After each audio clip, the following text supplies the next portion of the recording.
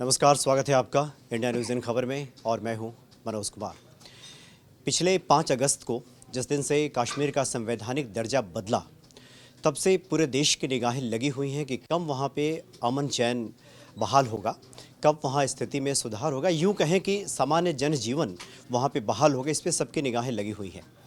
अभी पिछले दिनों यानी इसी महीने 3 तारीख को स्कूल खुल गए, 9 तारीख को कॉलेज भी खुल गया, यानी खुलेंगे। अभी 9 तारीख को आज कॉलेज खुला, लेकिन ये कहा गया कि वहाँ पे छात्र नदारद रहे।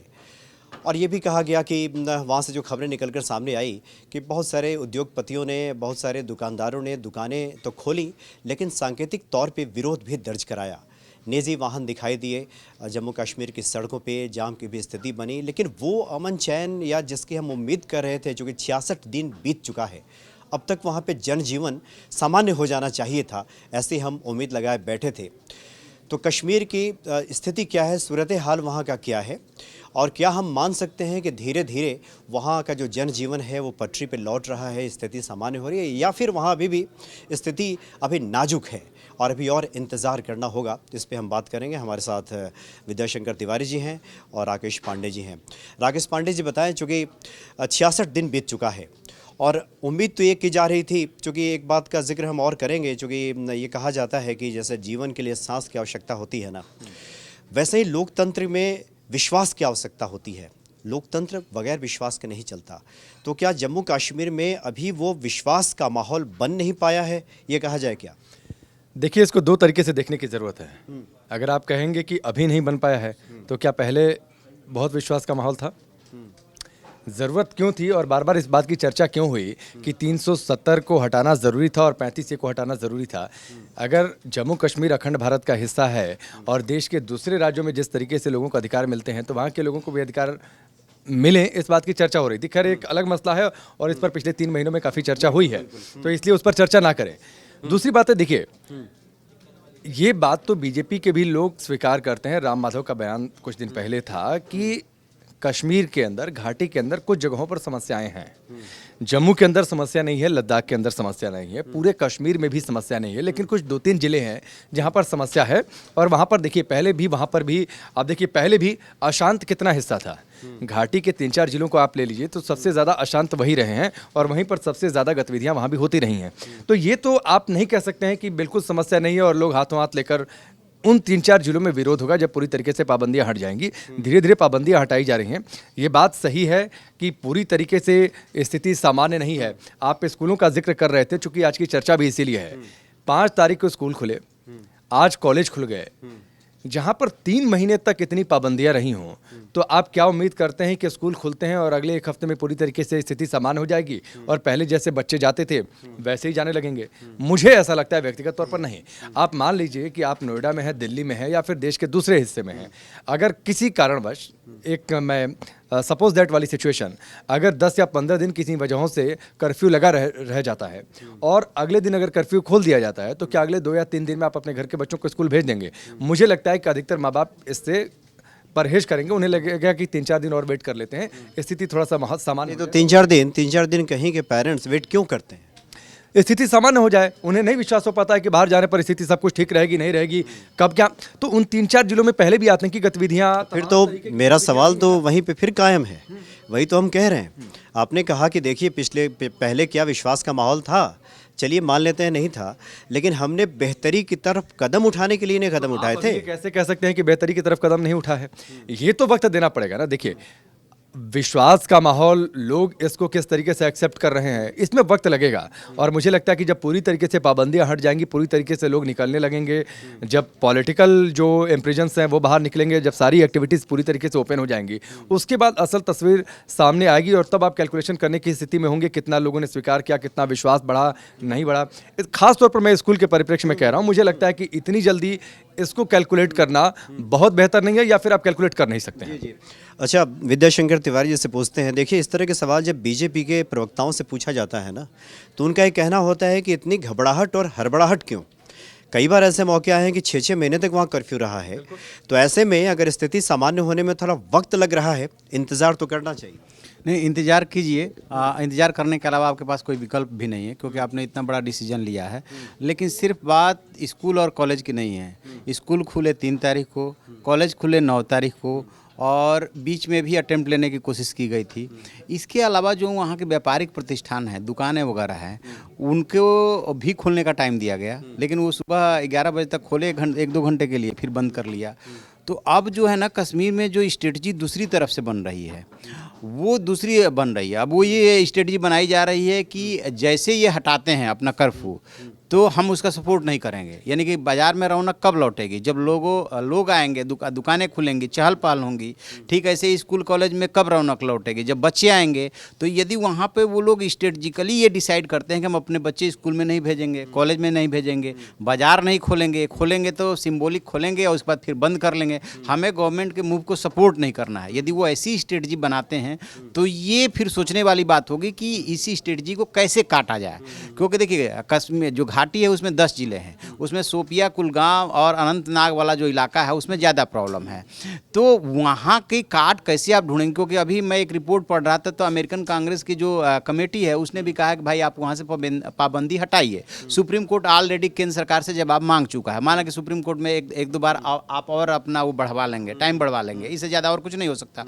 तो धीरे धीरे भारत सरकार के ऊपर जो है ना, और 31 अक्टूबर को इम्प्लीमेंट होना है, 2 भागों में जो डिवीजन होना है, तो इनके ऊपर प्रेशर बढ़ता जा रहा है कि आप आखिरकार कश्मीर की स्थिति सामान्य कब करेंगे, स्कूल कॉलेज कब सामान्य होगा। यहाँ पे थोड़ी सी चिंता की बात है कि यदि वो स्ट्रेटजी के रूप में इसे अपना रहे हैं तो फिर नेक्स्ट कदम हमारा क्या होगा। एक और चीज़, जो वहाँ पे बीडीसी का चुनाव होने जा रहा है, 24 अक्टूबर को चुनाव है, कांग्रेस ने बायकॉट करने की घोषणा कर दी। अब जो नेशनल कॉन्फ्रेंस और पीडीपी है, वहाँ से भी जो रिपोर्ट आ रही है, उसी क्रम में डेलीगेशन को उनसे मिलने दिया गया था, और वहाँ से रिपोर्ट ये आ रही है कि वो लोग भी शायद इसको बायकॉट करेंगे। क्योंकि उनका कहना यह है कि जब हमारे नेता जो है नज़रबंद हैं, तो हम गाइडलाइंस कहाँ से ले और क्यों चुनाव लड़ें। तो जो 7-7.5 हज़ार के आसपास सरपंच हैं और पंच है, उन्हीं को इसमें वोट करना है बीडीसी के लिए। तो ये भी सोच रहे हैं कि क्या करें, बीजेपी की तरफ स्विच ओवर कर जाए क्या। क्योंकि एक तरफ उन्हें ये भी लग रहा है कि डेवलपमेंट के लिए पैसा आना है, और बीजेपी की तरफ चले जाएंगे तो कम से कम सत्ता पक्ष के तो साथ रहेंगे, लेकिन फिर उन्हें अपने जान को खतरा दिख रहा है कि इसको जो है आतंकवादी दूसरे रूप में लेंगे। तो बहुत सारे कॉम्प्लिकेशंस हैं, बेशक वो 10 में से 4-5 जिलों में हो, लेकिन है।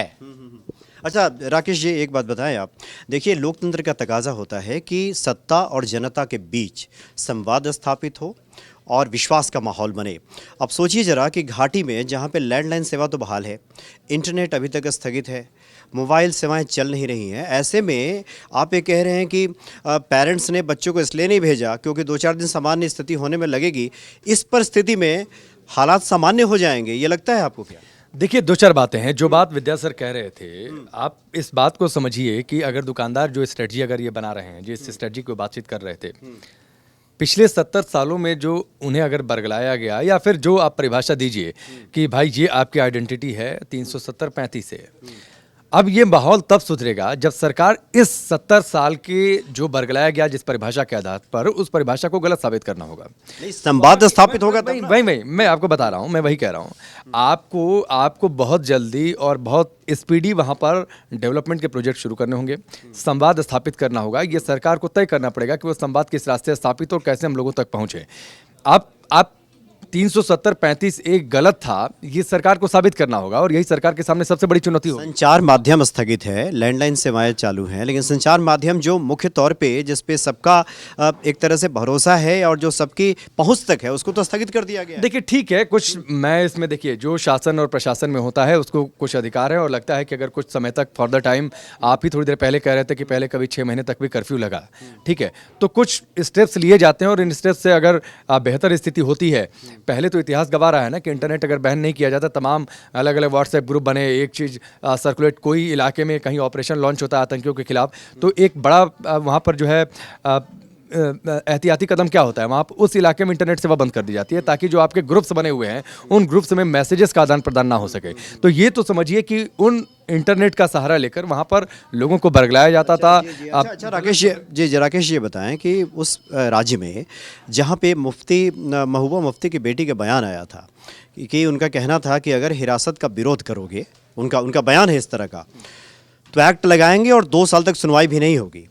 तो ऐसी धमकी भरी अगर वहाँ पे बातें की जा रही हैं सरकार की तरफ से, तो कैसे विश्वास का माहौल बनेगा, कैसे संवाद स्थापित होगा? मुफ्ती पहले क्या कहती थी, तिरंगा जलाना चाहते हैं तो 370 हटा दीजिए, 35 से हटा दीजिए, उस बयान को आप सही मानते थे।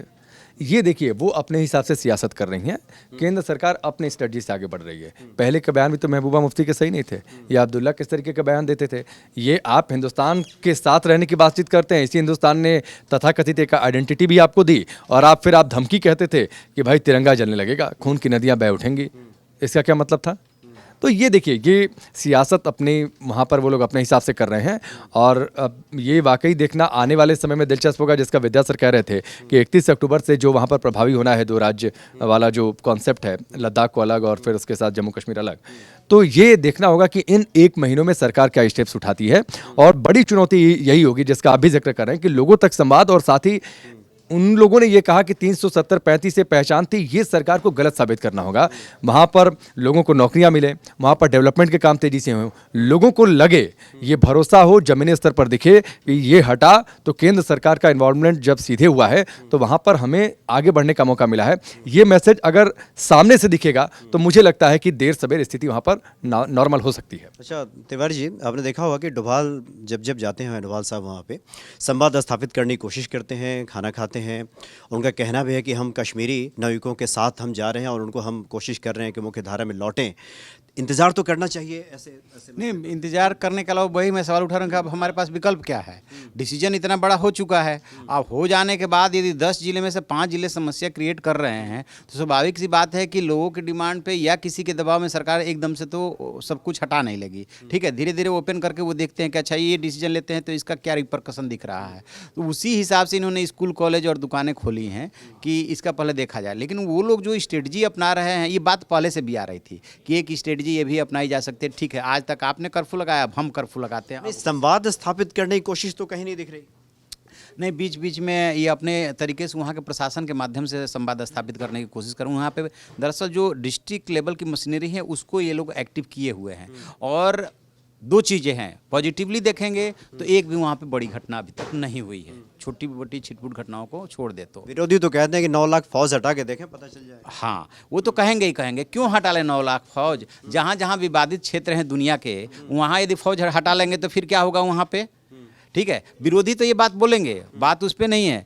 9 लाख फौज ही सही, वैसे 9 लाख फौज नहीं है, पैरामिलिट्री फोर्स और फौज को मिला करके 9 लाख ये लोग काउंट कर रहे हैं, आधे आधे की संख्या है। कि यदि वहाँ की जो स्थिति है उस स्थिति के मुताबिक यदि हमने फौज तैनात करके उस स्थिति को कंट्रोल में रखा है, एक भी बड़ी घटना नहीं होने दी है, तो इसे बतौर उपलब्धि देखा जाना चाहिए। ठीक है, कि कोई बड़ी घटना नहीं हुई। अब आपके पास कहने के लिए कुछ है नहीं, अथा इसी बीच में कोई बड़ी घटना हो जाए तब तो आपके पास कहने के लिए हो जाएगा कि क्या आपकी व्यवस्था था, क्या अलर्ट था, आप सारी को सब कुछ किए हुए थे, इतनी बड़ी घटना हो गई। अब सरकार के सामने जो चुनौती है सबसे बड़ी, वो यही चुनौती है कि कैसे उन जगहों पर स्थिति को सामान्य करे और संवाद कैसे कायम करे। और यदि ये इन लोग की स्ट्रेटजी है, और इसमें मैं सह मानता हूँ, वहाँ से बॉर्डर पार से अभी भी स्ट्रेटजी बन रही है। ऐसा नहीं कि लैंडलाइन खोल देंगे तो नहीं बनेगी, लैंडलाइन पे भी बात होती है और ये लोग इंटरसेप्ट भी कर रहे हैं जो कर सकते हैं। लेकिन अब जब आपने इतना बड़ा डिसीजन लिया है तो इन 10 जिलों या 5 जिलों के लिए भी सोचा होगा कि कितना लंबा ये सब कुछ चल सकता है। नहीं, उसमें एक चीज़ और है कि 9 लाख सैनिक वहाँ पर है, पैरामिलिट्री और आर्मी को मिलाकर, और हटा दे तो देखा, अरे क्यों हटाएंगे भाई? आखिरकार हमने फौज इतनी बड़ी खड़ी की है। हटा देने का तात्पर्य ये है, देखिए, हमें जहां भी जरूरत होगी हम उन्हें तैनात करेंगे और तब तक रखेंगे जब तक स्थिति काबू में ना। देखिए, हमें ये नहीं भूलना चाहिए कि हम एक लोकतांत्रिक देश है, लोकतांत्रिक शासन है, और लोकतांत्रिक शासन में तकाजा तो होता है ना कि सिर्फ फौज के बल पे शासन ना किया जाए, ये तो रहता है। अब आखिरी सवाल आपसे, लेकिन उसी लोकतंत्र का तकाजा ये भी तो है ना कि आप कानून व्यवस्था की स्थिति बनाकर रखें। अगर आप कानून व्यवस्था के उलट कुछ करेंगे तो आपको दंडित किया जाएगा। सरकार के पास, उसी लोकतंत्र ने तो ये भी अधिकार दिया है ना कि जो फौज और पैरामिलिट्री फोर्सेज आपके पास हैं, जहाँ पर भी आपको अनरेस्ट जैसी सिचुएशन लगे, उस अनरेस्ट जैसी सिचुएशन पर आप उनको तैनात करें। और विद्या सर ठीक कह रहे थे कि दुनिया के अलग अलग हिस्सों में जहाँ जहाँ ऐसी सिचुएशंस हैं वहाँ से सैनिकों को हटा लिया जाए। बहुत ऐसे उदाहरण आप देखिए मिल जाएंगे कि सालों से वहाँ पर सैनिकों की तैनाती है। अगर उस इलाके की खास तौर पर ज़रूरत है और तब तक ज़रूरत है तो ठीक है, सैनिक वहाँ पर तैनात किए जाएंगे। नहीं तो फिर तो यक्ष प्रश्न तो वही तो बना हुआ है ना, कब तक? तो ये देखिए, मुझे लगता है कि वक्त देना चाहिए, 3 महीने और इतनी लंबी समस्या, 2 महीने 66 दिन हुआ है। चलिए एक आखिरी सवाल आपसे ले लेते हैं। देखिए, भारत एक लोकतांत्रिक देश है, क्या यहाँ के शासन को या पूरे भारत के आवाम को सिर्फ इस बात के लिए खुश हो जाना चाहिए कि भौगोलिक तौर पे कश्मीर को लेके एक जो दाग था वो खत्म हो गया, सिर्फ इससे खुश हो जाना चाहिए? या फिर एक कोशिश अब तक क्या पर्याप्त आप मानते हैं कि जो भी भारत सरकार की तरफ से कोशिश हुई है कि वहाँ पे एक संवाद हो, अमन चैन बहाली की दिशा में जो कदम उठाए जाएं, संगीन के साए छोड़ के, या कुछ मुकम्मल उपाय हुए हैं कि ऐसा कुछ दिखा है आपको? देखिए, बहुत सारे उपाय हो सकता है पर्दे के पीछे से हुए हों, जिसका जिक्र विद्या सर भी कर रहे थे कि डिस्ट्रिक्ट लेवल की मशीनरी। अब यहाँ बैठकर आप उन सारे उपायों को तो देख नहीं सकते हैं, पहली चीज़ ये है। दूसरी चीज़ है कि जो आप जिक्र कर रहे थे कि सिर्फ इसी बात से खुश हो जाएं कि जो एक दाग था। देखिए, इस फैसले को सिर्फ इस तरीके से मत लीजिए कि एक दाग था। इस फैसले को आप कूटनीतिक लेवल पर जाकर देखेंगे तो आप बार बार चीन या फिर दुनिया के अलग अलग देश कह रहे हैं कि यथा स्थिति बदल गई। पाकिस्तान बार बार ये कह रहा है कि यथा स्थिति बदल गई। पहले आपने सीधे तौर पर वो हटा दिया तो राजनाथ सिंह ने कहा कि अब तो पीओके पर बात होगी। अब स्थिति बदल गई है। देखिए, इस फैसले के बहुत सारे आयाम हैं और उन सारे आयामों को देखकर सोचना पड़ेगा। ऐसा नहीं कि सिर्फ आप इसको 370-35 से जोड़कर देखिए। इसका असर तब भी होगा जब भारत पाकिस्तान कभी तो बातचीत के लिए बैठेंगे और इसका असर वहां पर होगा, वहां पर एडवांटेज भारत के पास होगा इस फैसले के बाद।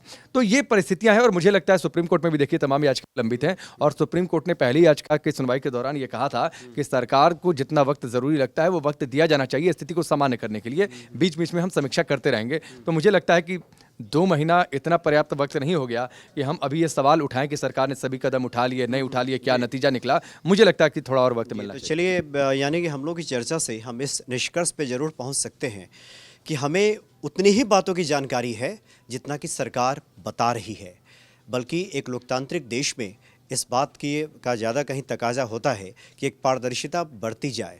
कश्मीर को लेकर सरकार क्या कदम उठा रही है, सिर्फ गोपनीयता की बात कहकर इस पर चुप्पी लगा जाना, ये भी लोकतांत्रिक प्रणाली का अंग नहीं है और इस पर भी ढेरों सवाल खड़े होते हैं। इसलिए कश्मीर को लेकर सरकार की नीति क्या है, सरकार की मंशा क्या है, सरकार क्या करने जा रही है आने वाले समय में, ये भी स्पष्ट होना चाहिए मुझे लगता है। तो चलिए, बहुत बहुत शुक्रिया आप दोनों का। नमस्कार। इन खबर चैनल को सब्सक्राइब करें और बेल आइकन दबाना ना भूलें।